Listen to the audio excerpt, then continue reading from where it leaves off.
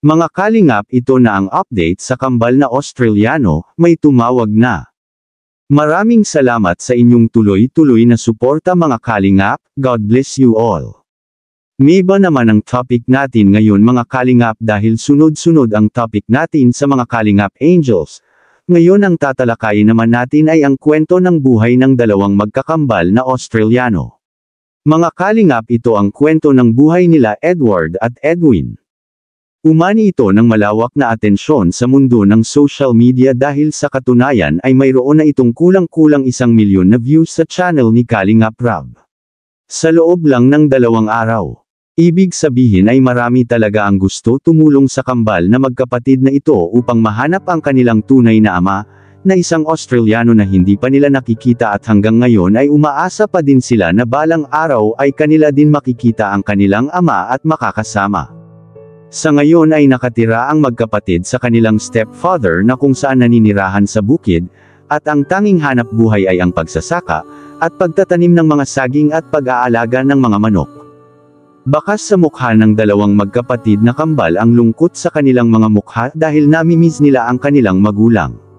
Kahit sa kabila ng kanilang edad na teenagers ay napakasipag nila sa mga gawaing bahay, mga kalingap at pati na din sa pagtatanim ng mga gulay sa bukid. Bagaman mahirap ang buhay sa bukid mga kalingap ay hindi nila ito iniinda, nagawa nilang magtiis at magsikap upang makatulong sa kanilang nanay at kanilang stepfather. Sa kabila ng pagiging Australiano at naiiba sa lahat ang itsura nila ay hindi sila nahihiya na magtinda ng kanilang mga tanim na gulay at saging. Sa ganitong paraan ay nakakabili sila ng bigas upang may kakainin. Bakas sa mga mata ng dalawang magkapatid na nais nilang makatulong sa kanilang magulang, subalit kapos din sila sa kakayahan upang makapagtapos ng pag-aaral. Kitang-kita kung gaano kadeterminado ang kambal na makapag-aral. Ito sana ang kanilang pangarap na sana ay matulungan sila mga kalingap. Mabuti na lang at nailapit ito kay Kalingap Rab, dahil sa sobrang pagkaawan ni Kalingap Rab ay pinuntahan niya agad ito, at doon sa bukid ay nakita niya kung gaano kasipag ang dalawang kambal na ito.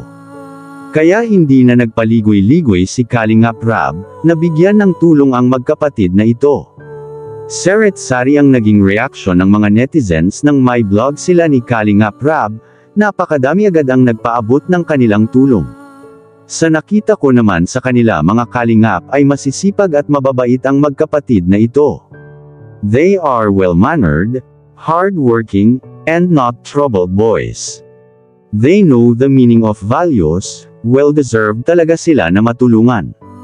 To Edward at Edwin, you never know what the future holds, it might be everything, or it might be nothing. As you keep moving forward, step by step, one day you'll look back and see you've climbed a mountain. It does not matter how slowly you go so long as you do not stop. Strength is found in overcoming a storm. Raise your sail and begin your journey. Always pray, trust the process. It shall come to pass. The Lord loves you. Dito talaga ako na-amazed mga kalingap, oh my God. Saying, I love you, to your mom publicly means so very much. What a sweet and lovely gesture.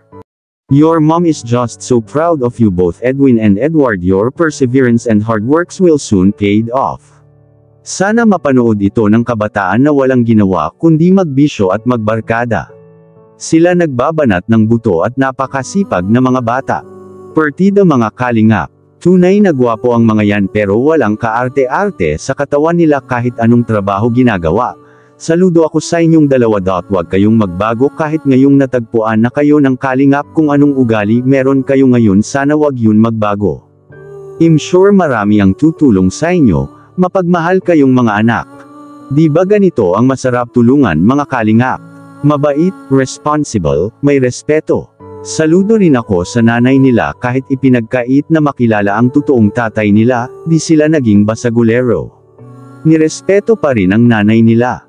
Nakakatuwa ang kambal na Australian na ito, bukod sa pagiging tisoy, ang sisipag pa at mababait, dahil sa pagiging viral nila, hindi magtatagal makikita din nila ang ama nila.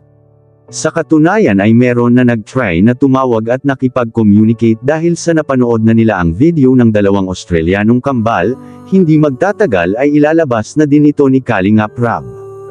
Sinisigurado lang muna ito ng Kalingap dahil sa panahon ngayon ay maraming manloloko at magpapakilala na sila ay legit. Anong masasabi mo tungkol dito mga Kalingap? I-comment mo lang sa baba ang gusto mong sabihin at ating babasahin isa-isa. Maraming salamat po. To God be the glory.